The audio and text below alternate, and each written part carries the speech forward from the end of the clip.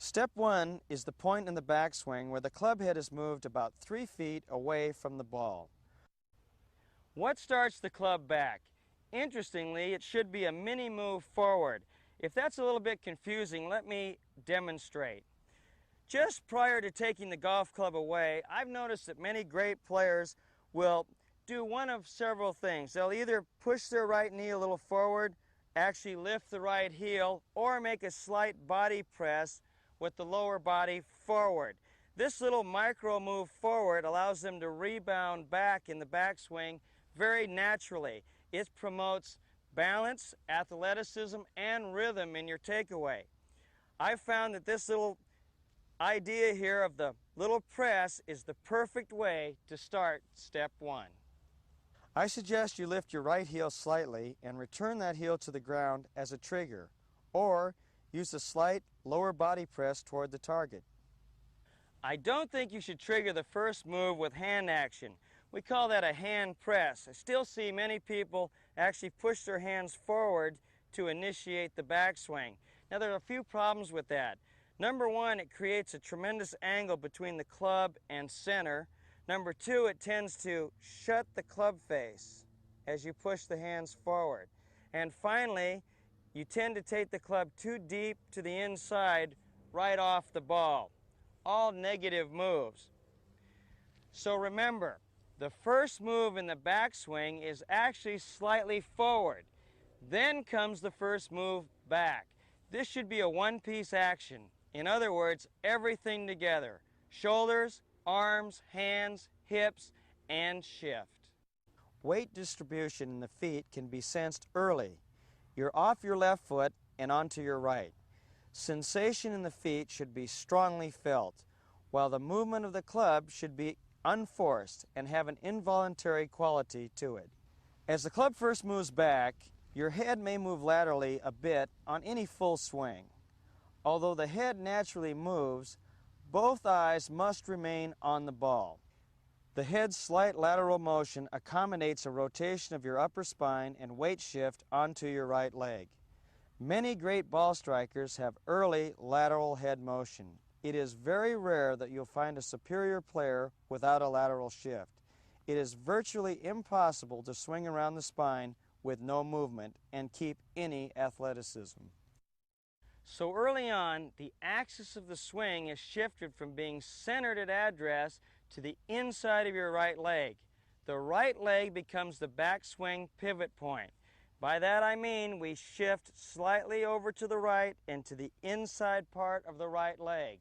The right leg is the post you will turn on. It's critical that you maintain the flex in your right knee during this step. By that I mean this right knee here must maintain its flex.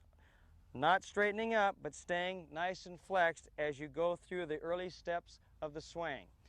The right leg is your brace. It accepts the weight transfer and helps maintain your shoulders and hips at address levels, meaning that the hips now and the knees will turn more level.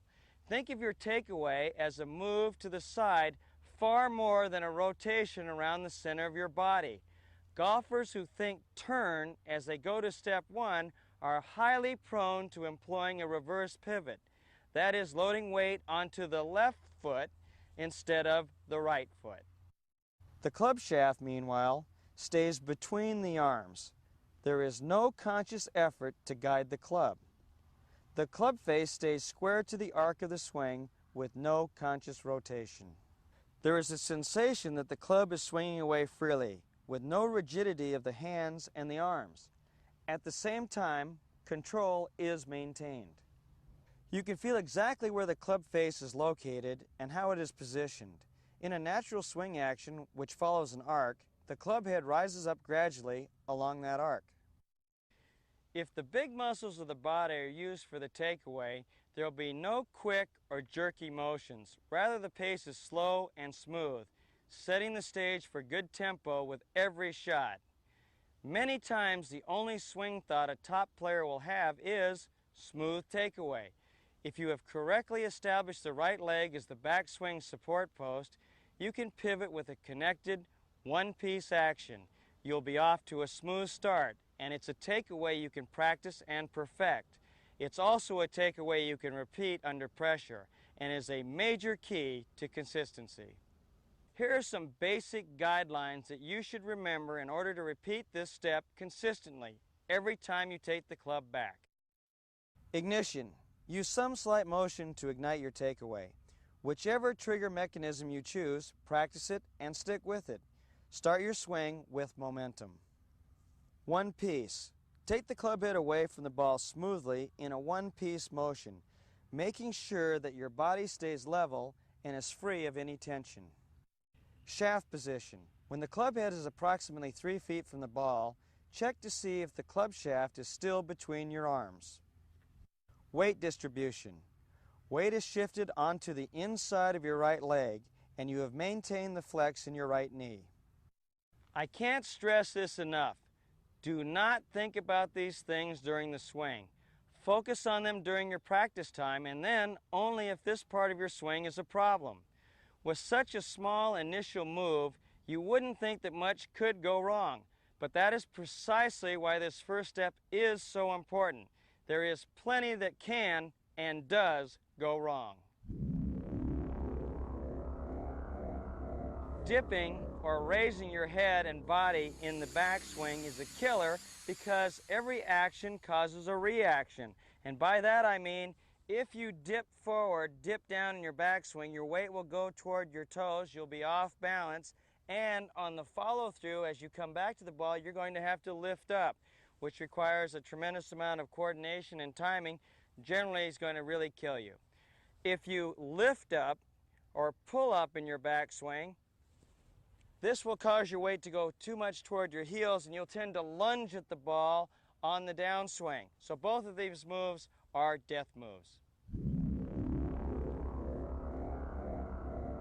A fast move away from the ball is a death move because it throws your timing off right away and indicates an overuse of the hands at the beginning of the swing.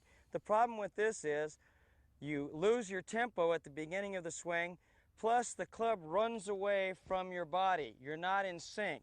When the hands work with the body and things work together, we're in good shape. When the hands and the club take off, leaving center behind, we're in real trouble. When your weight stays left or even shifts left as you start to take away, this is the beginning of the classic reverse pivot. Remember, we have two pivot points in the golf swing, the left leg and the right leg. Both of your legs hit the ground.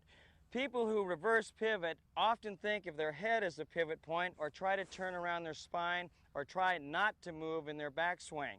This then causes them to turn into the left leg and they stay in front of the golf ball, never get behind it. When this happens, we have sort of a twisting action of the hips. The hips never get that little motion into the right leg, and the person twists. The right hip actually goes away from a line drawn off the right leg. The left hip goes toward the target. From this position, early on in the backswing, you're dead. Tension. Freezing over the ball with no waggle, no little ignition move here from the beginning of the golf swing is a killer. It's a killer because tension always ruins the golf swing. We need relaxed, soft muscles. We need to stay in motion.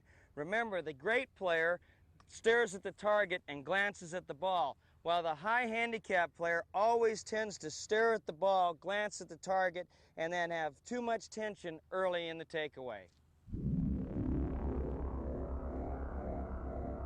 When we see somebody overextend the club back, they are either trying to keep the club straight back in the takeaway or trying to keep their left arm super straight.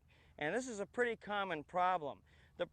What I see is we have an extended left arm here at address, but we have the ability, because of the elasticity in our arm and shoulder here, to overextend. We have that mobility here in our shoulder to overextend.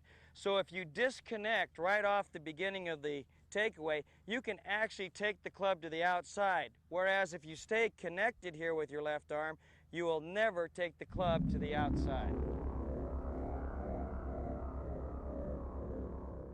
We see a significant amount of people at Doral roll the club to the inside too quickly.